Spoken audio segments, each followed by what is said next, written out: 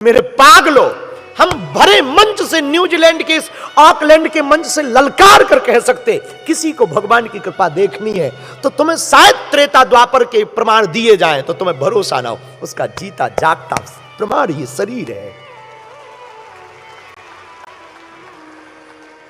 हमारे हम जिस गांव में रहते हैं आप सुन के चौंकेंगे, बुंदेलखंड गांव है, मध्य प्रदेश का एक छोटा सा गांव है, छतरपुर जिला है और एक छोटा सा गांव है और अभी 15 साल पहले कोई 10-12 साल पहले कोई सड़क नहीं थी।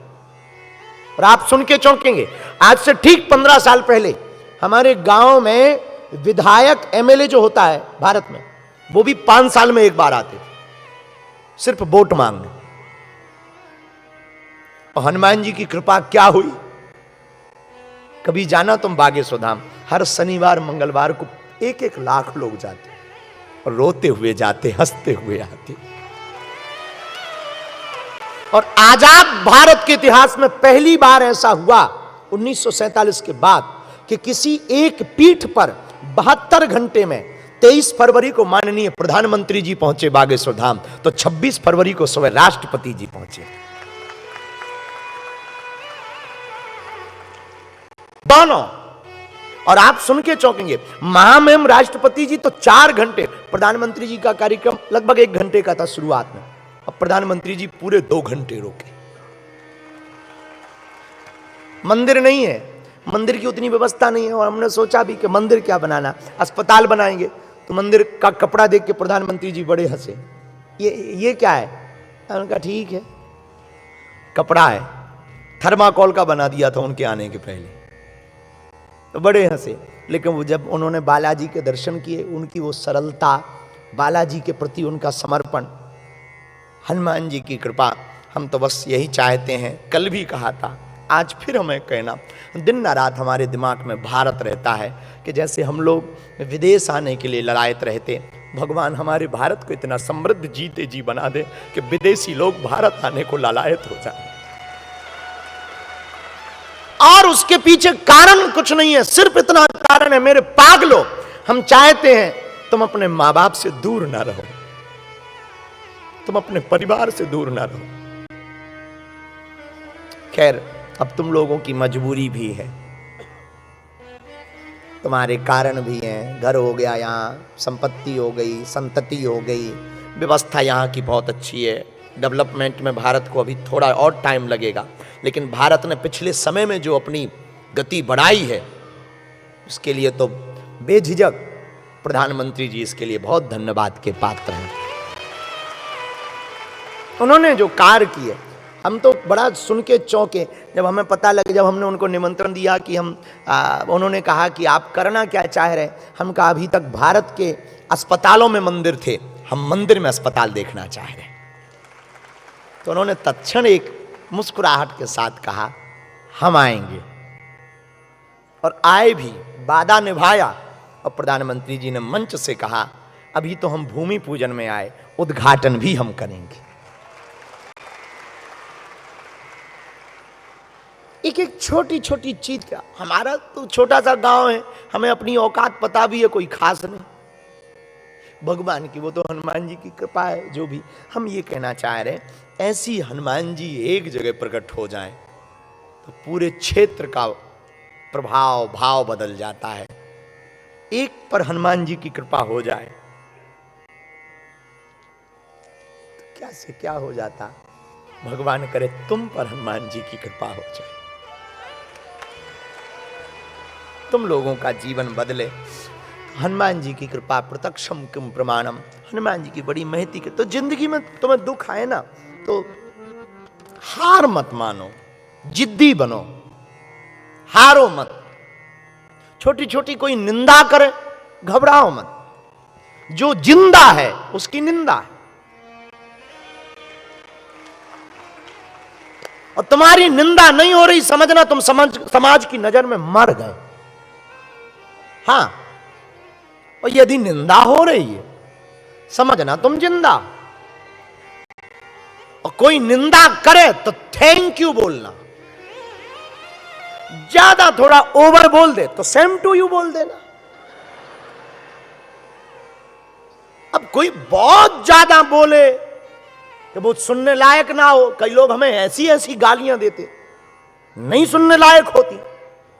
हम तो मुस्कुरा करके करें, सेम टू यू बेटे, अपना क्या खाक बिगड़ना, तेरी तुझको मुबारक हो। ज्यादा कोई करे पर निंदा कोई करे तो घबराना मत। ताली और गाली दोनों मिलती है। जिसे तालियां मिलेंगी उसे गालियां भी मिलेंगी। और बदनाम करने के बहाने ढूंढते हैं जमाने। ये बदनाम करने के तरीके हैं। हम अपने लोगों से जरूर कहेंगे जो हमारे शुभ चिंतक हैं, अभी सूरज नहीं डूबा, जरा सी शाम होने दो, मैं खुद वापस लौट आऊंगा, पहले मुझे नाकाम होने दो। बदनाम करने का बहाना ढूंढता है जमाना, मैं खुद बदनाम हो जाऊंगा यार, पहले मेरा नाम होने दो। तुम बहाने क्यों खोजते हो? हम तो वो फकीरी मिजाज के साधु हैं, हम तो उस गुरु परंपरा के हैं कि मैं खुद बदनाम हो जाऊंगा, पहले नाम तो होने। खैर तुम्हें भी अच्छी बात लगी होगी, हम समझ सकते हैं। भैया लुगाई के डांटने से यदि तुलसीदास बनते होते तो आज घर घर तुलसीदास बैठे होते। घरवाली के डांटने से कुछ लोग तो डांट नहीं तो तुलसीदास के ऊपर के बन गए होते हैं। कुछ लोग तो बेलन चिमटा भी खा जाते हैं। तो क्या वो तुलसीदास बन गए? अरे वो तो उनका टाइमिंग का खेल है। घरवाली का कहना हुआ, इनके अंदर वो ज्ञान जागृत हुआ, वैराग्य। कब वैराग्य जागृत हो जाए कोई ठिकाना नहीं है। नारद जी की एक वाणी में, सज्जन की एक वाणी में दुर्जन की दुर्जनता मिट गई और वाल्मीकि के अंदर सज्जनता प्रकट हो गई। यह है सज्जन। सज्जन का स्पर्श बड़ा अद्भुत होता है। दुर्जन भी किसी को टच हो जाए तो वो दुर्जन बना देता है, लेकिन सज्जन भी किसी को टच हो जाए तो वो सज्जन बना देता है। दुर्जन टच होगा तो तुम भैया दुर्जन बनोगे, तुम्हारा विनाश होगा। यदि सज्जन के संपर्क में आओगे तो तुम सज्जन बनोगे और तुम्हारा विकास होगा। वाल्मीकि जी का विकास क्या हुआ? फिर वाल्मीकि जी से नारद जी बोले राम राम जपो। वाल्मीकि जी बोले जो तुम नाम ले रहे, ये हमसे लिया नहीं जा रहा। क्यों? पाप ही इतने, कोई दूसरा नाम बता। नारद जी बोले नहीं, यही है, अच्छा मंत्र है, इसी को जपो। वाल्मीकि जी बोले महाराज इसकी जगह दूसरा मंत्र जप करें तो आएगा, काम चलेगा। क्या जपना चाह रहे? महाराज हमसे जो आप कह रहे वो नहीं कहते बन रहा, मरा मरा कहते बन रहा है, वही बोलो। और मरा मरा 3 बार मरा मरा बोलो, अपने आप राम बन जाता। मराम मराम मराम, अपने आप राम बन जाता है। 3 बार में ही राम की लय आ जाती है। मरा मरा ही बोलो। इसलिए तो गोस्वामी जी ने रामायण में लिख दिया, उल्टा नाम जपो जग जाना, उल्टा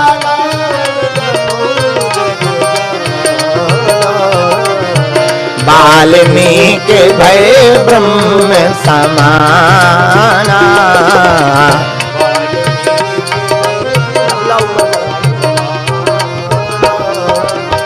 श्री राम जय राम,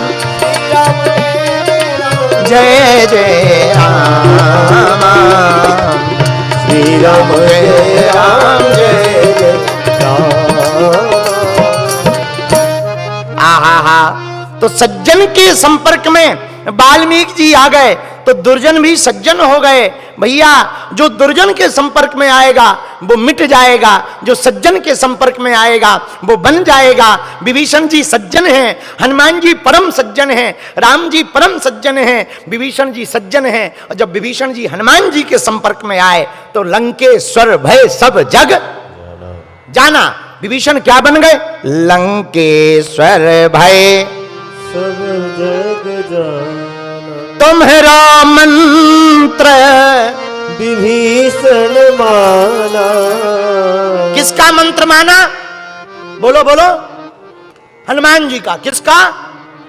हनुमान जी का मंत्र माना। क्या? अब बताओ क्या माना? बोलो। विभीषण रोने लगे। क्यों रो रहे हो? अब रोए ना तो हंसे क्या? क्यों? अरे हम जहां रहते हैं जैसे दांतों के बीच में जीभ रहती वैसे ही हम रहते, क्या दिक्कत है? अरे दिक्कत ही दिक्कत है। यहां अच्छा थोड़ी कुछ है, लंका है लंका। यहां सब दुश्मन रहते हैं, हम बीच में रहते हैं। कुछ लोग हमारे पास आते हैं, गुरुजी हम तो ऐसे घिरे, पूछो मत, हमारी कथा सुन लो, काम आएगी। तुम भी यदि घिरे हो झंझटों से तो हम सुन लो। देखो आहा, हनुमान जी क्या विभीषण कह रहे, जिमि दस न निमहु जीभ विचारी। जैसे दांतों के बीच में जीभ है वैसे ही हम हैं, विभीषण जी कह रहे हैं। क्यों? राजा रावण राम विरोधी, प्रजा राक्षस राम विरोधी, एक हम हैं जो राम जी के। अब ये तो कन्फर्म है कि हम राम जी के हैं, ये कन्फर्म नहीं है क्या राम जी हमारे हैं।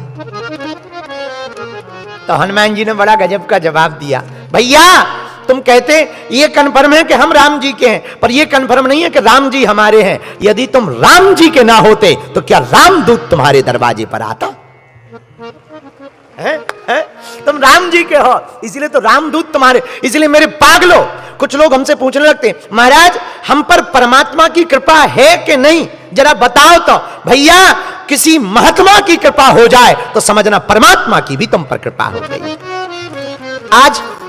आज क्या हुआ, जब हम प्रारंभ कथा कर रहे थे तो बहन जी यहां के एक्टिव प्रधानमंत्री जी को, प्राइम मिनिस्टर साहब को लेके आई। वो डिप्टी प्राइम मिनिस्टर है, जो यहां के प्राइम मिनिस्टर है वो विदेश गए, वो नहीं आ पाए, लेकिन उन्होंने निमंत्रण नहीं ठुकराया, अपनी जगह डिप्टी प्राइम मिनिस्टर को भेज दिया। क्यों? क्योंकि प्राइम मिनिस्टर जी बिजी थे, दूसरे देश में थे, तो डिप्टी प्राइम मिनिस्टर को भेज दिया। उसी प्रकार पागलो, जब परमात्मा बिजी हो जाता है तो वो महात्मा को भेज देता है। परमात्मा बिजी हो जाते, वो महात्मा को भेज देते, और महात्मा का आना मतलब परमात्मा का आना हुआ। इसलिए विभीषण तुम कहते हो हम पे राम जी की कृपा है कि नहीं, कि पता नहीं। अरे तुम पे हमारी हो गई, बस अब हो गया क्या, हमारे हनुमान जी की हो गई। बोलो सीताराम, जोर से बोलो भैया, और जोर से बोलो, और जोर से बोलो साधु जी। तो तुम पे हनुमान जी की कृपा हो गई, लेकिन विभीषण फिर भी रो रहे। क्यों रो रहे? जैसे दांतों के बीच में जीभ फंसी वैसे ही हम फंसे। क्यों? राक्षस ही राक्षस है। हनुमान जी बोले चिंता मत करो, कुछ दिनों बाद डॉक्टर साहब आने वाले हैं। डॉक्टर कौन से डॉक्टर? डेंटिस्ट स्पेशलिस्ट, दांतों के स्पेशलिस्ट। अच्छा, विभीषण ने अपने आप को बताया क्या? जीभ। और राक्षसों को क्या बताया? दांत। और कह क्या रहे कि हम तो भला चाह रहे, और सच भी है, जीभ हमेशा भला चाहती, पर दांत इतने खराब होते। एक तो दांत जन्म के बाद में आते